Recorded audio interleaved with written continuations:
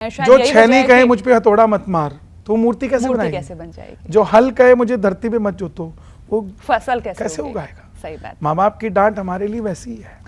चलिए अब बात करते हैं उस वक्त की जब अगर हम मैं श्याम बाबा की बात करूं, आपने खुद बोला, मैं भी इस बात को मानती हूं कि जब हम दिल्ली आए 2004 या 5 की मैं आपसे बात करूं तो हम नहीं जानते थे, हमें नहीं पता था। हम कहते थे ये सिर्फ ये फेस है, ये चेहरा है, ये कौन से भगवान है, क्या है। तो ये सवालों का सामना आपको भी बहुत ज़्यादा करना पड़ा होगा।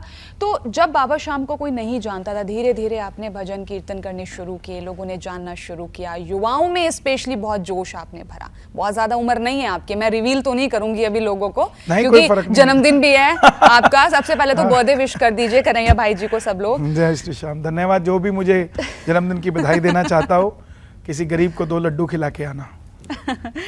तो भाई जी, जब आपने ये कितना बड़ा टास्क था, आप इसको कैसे आज लेते हैं कि लोगों को बताना, बाबा श्याम का नाम घर घर तक पहुंचाना? मैंने कुछ नहीं किया, मैं तो चुना गया, और आज भी बाबा ही करते हैं जो भी करते हैं। हमारी औकात नहीं है कि हम बाबा को घर घर तक पहुंचा दें।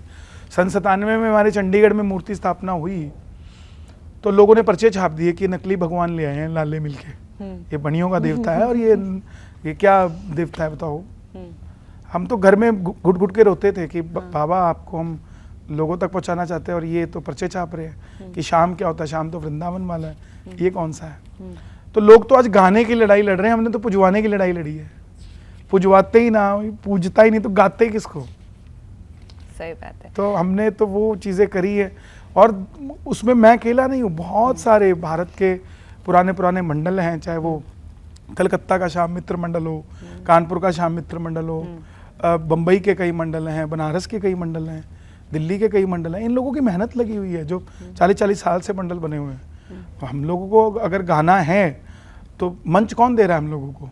हमें तो मंडल ही मंच दे रहा है ना। इन लोगों की मेहनत है, उसमें सारा श्रेय इन लोगों का है। अगर हमने बात लोगों तक पहुंचाई है तो पहुंचवाई किसने? आज ये पॉडकास्ट हम कर रहे हैं तो हमारा आवाज संस्कार ने पहुंचाई ना, तो उसके असली हकदार तो संस्कार है ना, आप और हम तो माध्यम है। बहुत अच्छी आप बात बोली आपने, मंच, मंडल, आयोजन। अभी बहुत वायरल रील मुझे आपकी याद आ रही है, जो बहुत ज्यादा वायरल हो रही है आजकल कि जो है कन्हैया मित्तल जी जो है साउंड लगाने का कमीशन लेते हैं, ये आरोप लग रहे हैं आपके ऊपर कि 25,000 ये 1000 और वो 1000, ये क्यों है? मतलब क्यों करते हैं आप ये सब?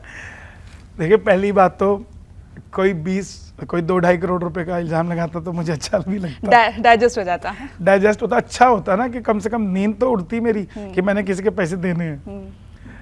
और दूसरी चीज देखो, साउंड वाला मालिक होता है साउंड का, एक माइक उसके भी हाथ में होता है। उसने 25,000 बोला या कुछ और आरोप भी लगा सकता था, वो उसकी मानसिकता है, उसका कर्म है। लेकिन मैंने आपको बताया ना कि मेरे पिताजी ने मुझे क्या कहा कि काम की इज्जत करनी है। मैं उस मंच पे 1.5 घंटे, ऐसे कोई बोल कैसे देगा? मैं तो ये भी सोच रही हूँ ना, ऐसे कैसे कोई कुछ भी बोल देगा? कुछ तो रहा होगा। कुछ भी बोल सकता है कोई, किसी को क्या कह सकता है।